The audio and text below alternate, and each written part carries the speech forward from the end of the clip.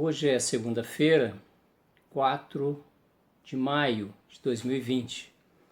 Eu quero ler um texto do Rui Barbosa, mas antes falar de algumas influências importantes que o Rui teve ao longo da vida e que foram determinantes para a construção do modo de escrever que o Rui consolidou.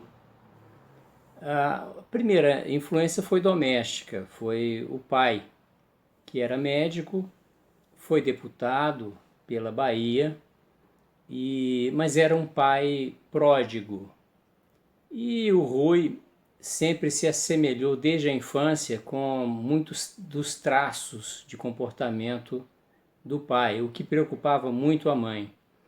Apesar de sucessos na política, o pai do Rui foi muito irresponsável financeiramente e chegou a um ponto que fez com que a mãe do Rui tivesse que tomar a iniciativa de construir em casa uma pequena indústria, uma indústria doméstica de doces, de cocadas, para a subsistência da família Barbosa de Oliveira. Mas esse pai médico, certamente com muitas conversas, muitas indicações de leitura, revelando a sua paixão pela medicina, embora a grande paixão dele fosse a política e o direito, mas a formação influenciou o Rui, e o Rui usou vários elementos da nossa anatomia, da nossa fisiologia, para a construção de metáforas, de metonímias, de elementos de comparação que pudessem servir de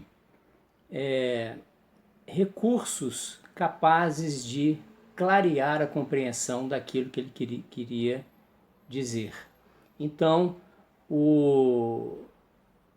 essa influência paterna é importante. Existe uma parcela considerável de textos ruianos que fazem referência constante de aspectos da anatomia para a construção do raciocínio. A outra influência que o Rui recebeu foi a do padre Antônio Vieira, através da leitura de suas obras. Então eu quero, antes de ler o texto de hoje, chamado A Imprensa, eu quero falar um pouco da estética de Antônio Vieira, para depois sim entrar na leitura do texto do Rui. Uso como ponto de partida a parte 3 de um dos sermões mais famosos do padre Antônio Vieira, que é o sermão da 60ª. Esse sermão foi pregado para padres e ele tem como eixo a própria pregação, o ato de pregar. É um sermão de 10 partes, que parte de um mote que é Semen est verbum Dei. A palavra de Deus é uma semente. E na parte 3, o Vieira parte de uma frase que é uma espécie de exposição de tema. A frase é: fazer pouco fruto a palavra de Deus no mundo pode proceder de um dentre 3 princípios. De 3 princípios. Então reparem, existe aí o verbo poder, pode, e a palavra proceder, que é originar, né? Então retomemos.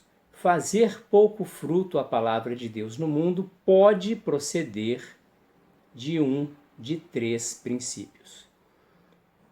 Existe nessa exposição do tema uma hipótese, o verbo poder está ali. É provável que, é possível que partamos da hipótese de que a má frutificação da palavra de Deus é causada por um de três elementos: ou da parte do pregador, ou da parte do ouvinte, ou da parte de Deus. Então, para Vieira, a má qualificação da semeadura, a má frutificação da semeadura, ela só pode ter uma causa de três. Para chegar à conclusão de qual desses três elementos seria o responsável pela má frutificação, o Vieira ele planeja um caminho de eliminação da hipótese menos provável para a convicção da hipótese mais provável. Então, de início, ele já elimina aquela que não poderia ser, que é Deus, né? Deus é onipotente, é onipresente, é onisciente, portanto, ele não poderia errar. Logo, é impossível que ele seja o causador da má frutificação da palavra de Deus. Sobraram dois elementos. Quais são? O pregador e o ouvinte.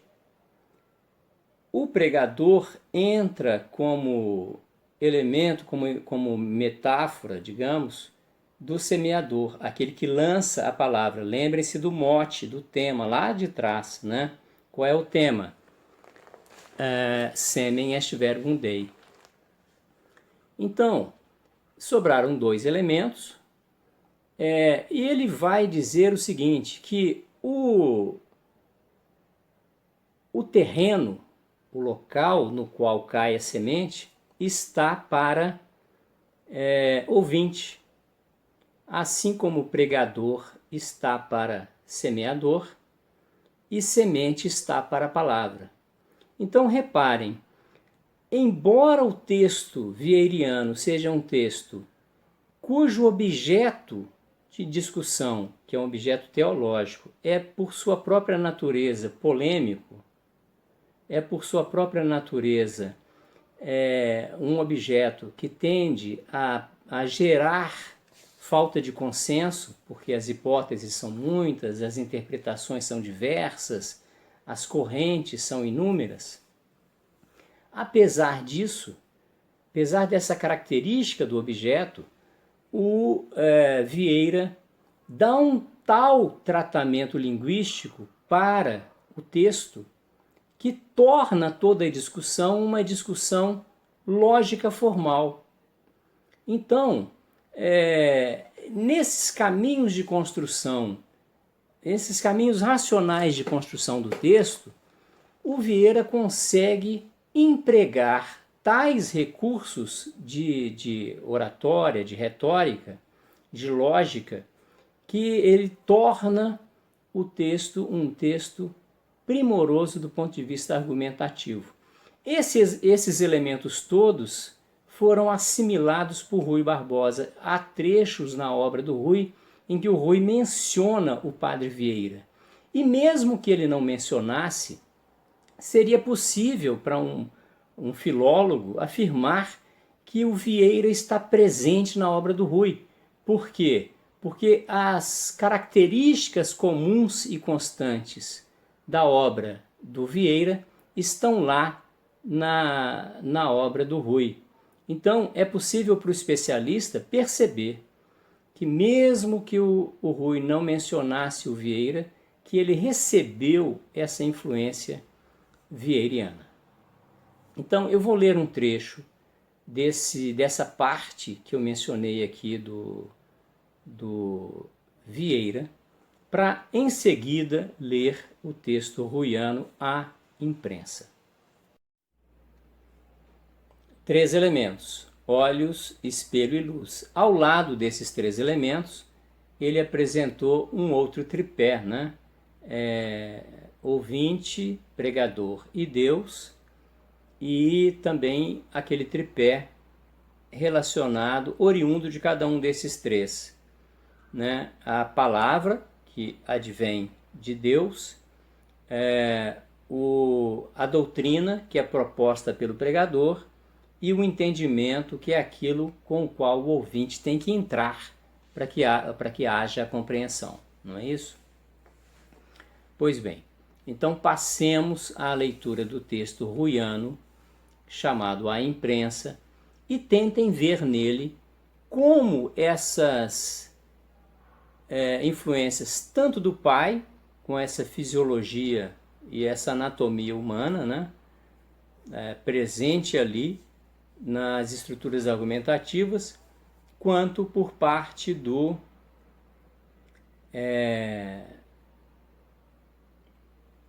Vieira, com esse ensinamento todo desse verdadeiro tratado de teoria da argumentação, que é o Sermão da Sexagésima. O Vieira foi um autor que nunca, jamais escreveu, pelo menos a partir do que chegou até nós, né, jamais escreveu uma frase sequer que não fosse bem estruturada do ponto de vista argumentativo. Tudo que se chegou, as cartas, os sermões, toda a obra vieiriana que chegou até nós, é absolutamente bem elaborado, bem intrincado, a partir desses pressupostos de argumentação.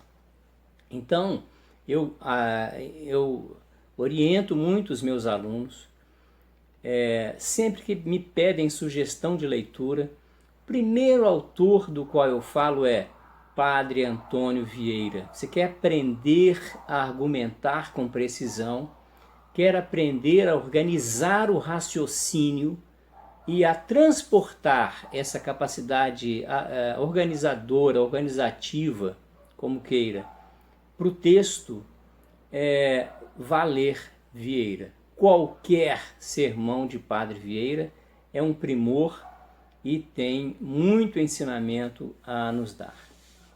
Bom, vejamos o texto A Imprensa, de Rui Barbosa.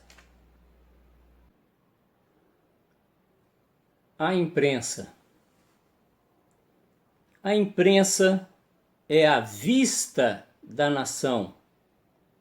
Por ela é que a nação acompanha o que lhe passa ao perto e ao longe, enxerga o que lhe malfazem, devassa o que lhe ocultam e tramam, colhe o que lhe sonegam ou roubam.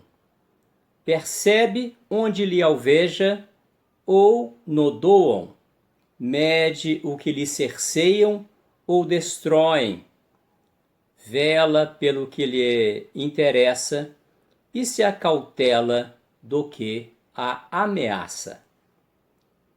Sem vista, sem olhos, mal se vive. Vida sem vista é vida no escuro, vida na soledade, vida no medo, morte em vida. O receio de tudo, dependência de todos, rumo à mercê do acaso. A cada passo, acidentes, perigos, despenhadeiros. Tal a condição do país, onde a publicidade se avariou e, em vez de ser os olhos por onde se lhe exerce a visão, ou o cristal que lhe clareia, é a obscuridade onde se perde e ruim lente que lhe turva, ou a droga maligna que lhe a perverte, obstando-lhe a notícia da realidade, ou não lhe a deixando senão adulterada, invertida, enganosa.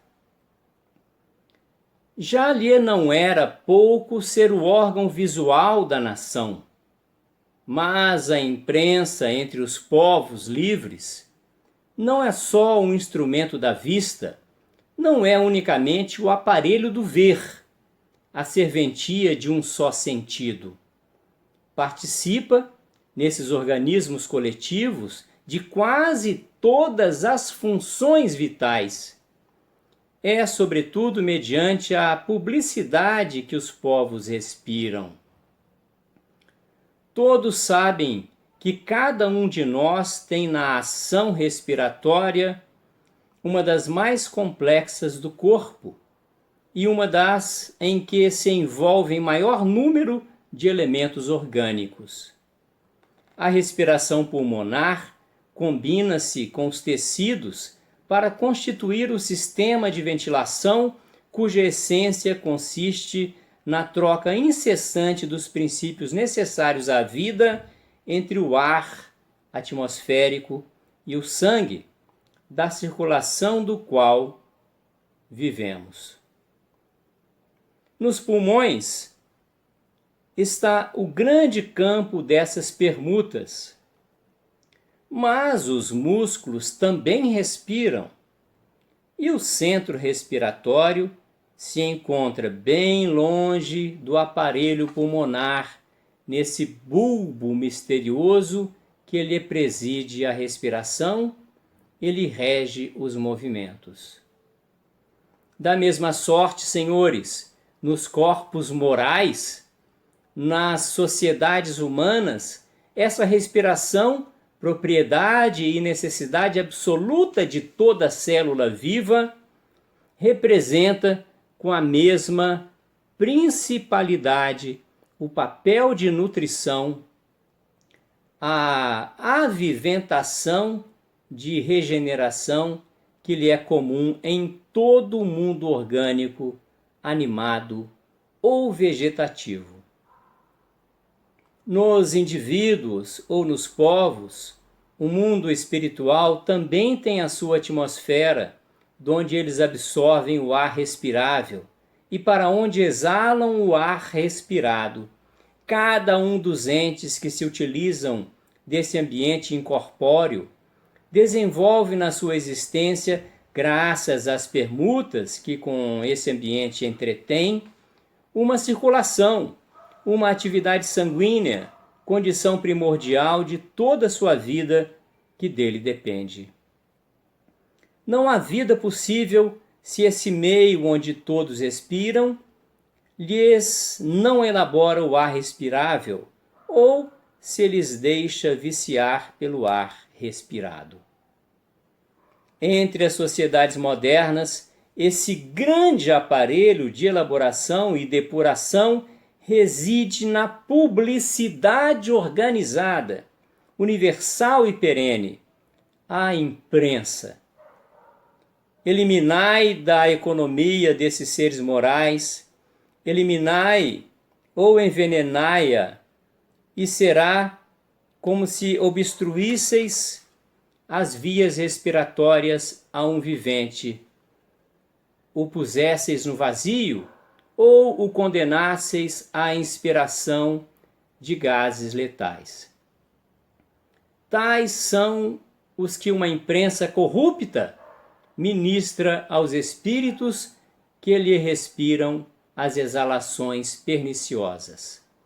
Um país de imprensa degenerada ou degenerescente é, portanto, um país cego, um país miasmado, um país de ideias falsas e sentimentos pervertidos, um país que, explorado na sua consciência, não poderá lutar com os vícios que lhe exploram as instituições. Este texto, a imprensa, é um texto longo, tem mais de 20 páginas. Eu interrompo aqui a leitura, deixando a vocês que a façam, se assim quiserem.